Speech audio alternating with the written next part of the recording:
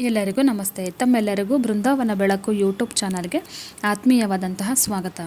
2026 Devshayani Ekadashi July 25ರಂದು ಬಂದಿದೆ. ಇದನ್ನು ಪ್ರಥಮ ಏಕಾದಶಿ ಅಂತ ಕೂಡ ಕರೀತಾರೆ. ಈ ಏಕಾದಶಿಯ ದಿನ ನೀವು ನಿಮ್ಮ ನೆತ್ತಿಯ ಮೇಲೆ ಈ ಒಂದು ವಸ್ತುವನ್ನು ಇಟ್ಟು ಈ ಒಂದು ಮಂತ್ರವನ್ನು ಹೇಳಿಕೊಂಡರೆ ವರ್ಷ ಪೂರ್ತಿ ವಿಷ್ಣುವಿನ ರಕ್ಷಣೆ ಅನ್ನೋದು ನಿಮಗೆ ಸಿಗತ್ತೆ.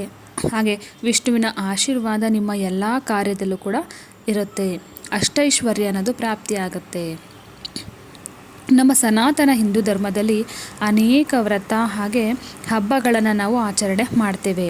ಅದರಲ್ಲಿಯೂ ಏಕಾದಶಿ ವ್ರತವನ್ನು ಬಹಳ ವಿಶೇಷ ಅಂತ ಕೂಡ ಹೇಳಿದ್ದಾರೆ. ಪ್ರತಿ ಮಾಸದ ಶುಕ್ಲ ಮತ್ತು ಕೃಷ್ಣ ಪಕ್ಷದ 11ನೇ ದಿನವನ್ನು ನಾವು ಏಕಾದಶಿ ಅಂತ ಆಚರಣೆ ಮಾಡ್ತೇವೆ. ಒಂದು ತಿಂಗಳಲ್ಲಿ 2 ಏಕಾದಶಿ ಬರುತ್ತೆ. ಅಂದರೆ 24 ಏಕಾದಶಿಗಳು ಒಂದು ವರ್ಷದಲ್ಲಿ ಬರುತ್ತೆ. ಈ ಏಕಾದಶಿಗೆ ಸಾಕ್ಷಾತ್ ಶ್ರೀ ಹರಿಯೇ ಅಭಿಮಾನಿ ದೇವರು. ಅದಕ್ಕೆ ಈ ದಿನವನ್ನು ಹರಿದಿನ ಅಂತ ಕೂಡ, ಈ ಏಕಾದಶಿ ದಿನವನ್ನು ಹರಿದಿನ ಅಂತ ಕೂಡ ಕರಿತೀವಿ. ಮನಸ್ಸಿನಲ್ಲಿ ಕೇವಲ ಭಗವಂತನ ಚಿಂತನೆ ಮಾಡುವುದು ಏಕಾದಶಿಯ ಮುಖ್ಯ ಉದ್ದೇಶ. ಈ ಮನಸ್ಸನ್ನು ನಿಗ್ರಹಿಸಲು ಹತೋಟಿಯಲ್ಲಿಡೋದಕ್ಕೆ ಆಹಾರ ಪದ್ಧತಿ ಮುಖ್ಯ ಆಗುತ್ತೆ. ಆದ್ದರಿಂದ ನಾವು ಏಕಾದಶಿಯ ದಿನ ಉಪವಾಸದಿಂದ ಇರುವ ಪದ್ಧತಿ ಕೂಡ ಆಚರಣೆ ಬಂದಿದೆ.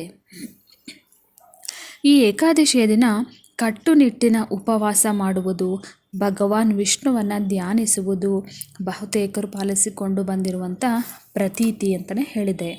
ಪ್ರತಿ ಏಕಾದಶಿಗೂ ಒಂದೊಂದು ಹೆಸರು, ಒಂದೊಂದು ಮಹತ್ವ ಅನ್ನೋದು ಇದೆ. ಎಲ್ಲ ಏಕಾದಶಿಗೂ ಈ ಆಷಾಢ ಮಾಸದಲ್ಲಿ ಬರುವ ದೇವಶಯನಿ ಏಕಾದಶಿಗೂ ಅತ್ಯಂತ ವಿಶೇಷ.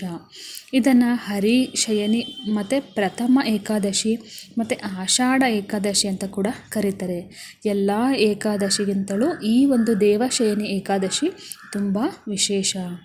ಈ ಒಂದು ಏಕಾದಶಿ ಆಚರಿಸಿದರೆ ಬೇರೆ ಎಲ್ಲ ಏಕಾದಶಿ ಆಚರಿಸಿದಷ್ಟೇ ನಿಮಗೆ ಪುಣ್ಯ ಮಹತ್ವ ಸಿಗುತ್ತೆ. ಹಾಗಾಗಿ ಬೇರೆ ಯಾವುದೇ ಏಕಾದಶಿ ನೀವು ಆಚರಣೆ ಮಾಡದೇ ಇದ್ದರೂ ಪರವಾಗಿಲ್ಲ, ಈ ಆಷಾಢ ಮಾಸದಲ್ಲಿ ಬರುವಂಥ ಆಷಾಢ ಏಕಾದಶಿಯನ್ನು ನೀವು ತಪ್ಪದೆ ಆಚರಣೆ ಮಾಡಿ. ಈ ದೇವಶಯನಿ ಏಕಾದಶಿ ತಿಥಿ ಅನ್ನೋದು ಜುಲೈ 24 ಬೆಳಗ್ಗೆ 9:12 ಪ್ರಾರಂಭವಾಗಿ ಜುಲೈ 25 ಬೆಳಗ್ಗೆ 11:34 ಮುಕ್ತಾಯ ಆಗುತ್ತೆ.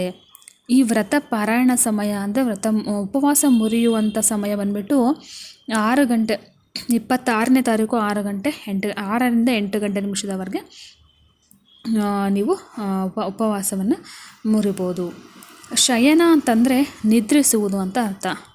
ಸ್ಥಿತಿಕರ್ತನಾದ ಮಹಾವಿಷ್ಣು ಇದೇ ಏಕಾದಶಿಯಂದು, ಈ ದೇವಶಯನಿ ಏಕಾದಶಿಯಂದು ಕ್ಷೀರಸಾಗರದಲ್ಲಿ ಆದಿಶೇಷನ ಮೇಲೆ ಮಲಗಿ ಯೋಗನಿದ್ರೆಗೆ ಜಾರುತ್ತಾನೆ.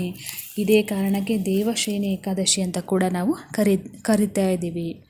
ಇದು ಭಗವಾನ್ ವಿಷ್ಣುವಿನ ಒಂದು ವಿಶ್ರಾಂತಿ ಸಮಯ ಅಂತ ಹೇಳಿದ್ದಾರೆ. ಈ 4 ತಿಂಗಳುಗಳ ಕಾಲ ಸೃಷ್ಟಿಯನ್ನು ನಿರ್ವಹಿಸುವಂತಹ ಜವಾಬ್ದಾರಿ ಶಿವ ಪರಮಾತ್ಮನದಾಗಿರುತ್ತೆ.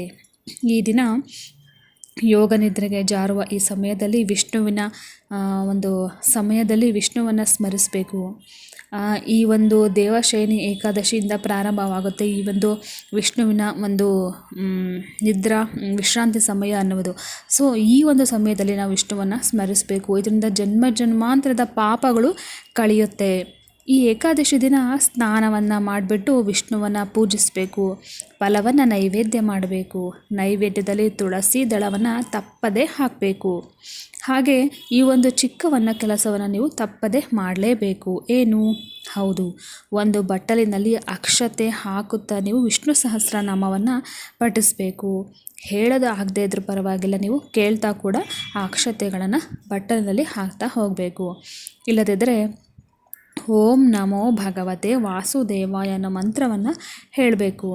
ನಂತರ ನೀವು ಮನೆಯ ಎಲ್ಲ ಸದಸ್ಯರು ಆ ಒಂದು ಅಕ್ಷತೆಯನ್ನು ನಿಮ್ಮ ತಲೆಯ ಮೇಲೆ, ನಿಮ್ಮ ನೆತ್ತಿಯ ಮೇಲೆ, ನಿಮ್ಮ ತಲೆಯ ಮೇಲೆ ಇಟ್ಟು ನಮ್ಮ ಕಷ್ಟ ಕಳೆಯಲಿ, ವಿಷ್ಣುವಿನ ಕೃಪೆ ಸದಾ ನಮ್ಮ ಕುಟುಂಬದ ಮೇಲೆ ಇರಲಿ ಅಂತ ಪ್ರಾರ್ಥನೆಯನ್ನು ಮಾಡ್ಕೋಬೇಕು. ಓಂ ನಮೋ ಭಗವತೆ ವಾಸುದೇವಾಯ ಅಂತಕ್ಕಂಥ ಮಂತ್ರವನ್ನು ಹೇಳ್ಕೋಬೇಕು. ಗೊತ್ತಿಲ್ಲದೆಯೋ ಮಾಡಿದಂಥ ತಪ್ಪುಗಳಿಗೆ ಕ್ಷಮೆಯನ್ನು ಯಾಚಿಸಿ ನಮಗೆ ಉತ್ತಮ ಆರೋಗ್ಯ, ಐಶ್ವರ್ಯ, ಒಂದು ವಿದ್ಯಾಭ್ಯಾಸ ಏನೇ ನಿಮಗೆ ಕೋರಿಕೆಗಳಿದ್ರೂ ಕೂಡ ಅದು ಲಭಿಸಲಿ ಅಂತ ದೇವರನ್ನು ಆ ವಿಷ್ಣುವನ್ನು ಪ್ರಾರ್ಥನೆ ಮಾಡ್ಕೋಬೇಕು. ಉಳಿದ ಅಕ್ಷತೆಯನ್ನು ನೀವು ತೆಗೆದಿಟ್ಕೋಬೇಕು. ಪ್ರತಿ ಏಕಾದಶಿ ದಿನ ನೀವು ಮನೆಯ ಸದಸ್ಯರು ತಲೆಯ ಮೇಲೆ ಹಾಕ್ಕೊಳ್ಬೇಕು. ಈ ಏಕಾದಶಿ ಆಚರಿಸೋದ್ರಿಂದ ನಿಮಗೆ ಸಕಲ ಕಷ್ಟಗಳು ಕೂಡ ನಿವಾರಣೆಯಾಗುತ್ತೆ. ನಿಮಗೆ ಮಹಾಪುಣ್ಯ ಅನ್ನೋದು ಲಭಿಸುತ್ತೆ. ಐಶ್ವರ್ಯ, ಧನ, ಧಾನ್ಯ ಅಭಿವೃದ್ಧಿಯಾಗುತ್ತೆ. ಮತ್ತು ಮನೆಯಲ್ಲಿ ಏಳಿಗೆ ಅನ್ನೋದು ನಿಮಗೆ ಸಿಗುತ್ತೆ. ವಿಷ್ಣುವಿನ ಆಶೀರ್ವಾದ ಅನ್ನೋದು ನಿಮ್ಮ ಮೇಲೆ, ನಿಮ್ಮ ಕುಟುಂಬದ ಮೇಲೆ ಸದಾ ಇರುತ್ತೆ. ವೈಕುಂಠ ಪ್ರಾಪ್ತಿ ಆಗುತ್ತೆ. ನೋಡಿದ್ರಲ್ಲ, ಈ ಒಂದು ಮಾಹಿತಿ ನಿಮಗೆಲ್ಲರಿಗೂ ಇಷ್ಟ ಆಗಿದೆ ಅಂತ ಭಾವಿಸ್ತೀನಿ.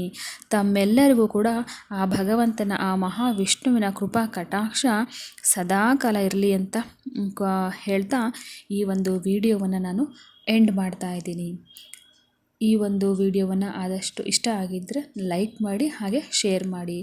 ಮತ್ತೊಂದು ವಿಡಿಯೋದೊಂದಿಗೆ ನಾನು ನಿಮ್ಮನ್ನು ಭೇಟಿಯಾಗ್ತೀನಿ. ಅಲ್ಲಿವರೆಗೂ ಧನ್ಯವಾದಗಳು.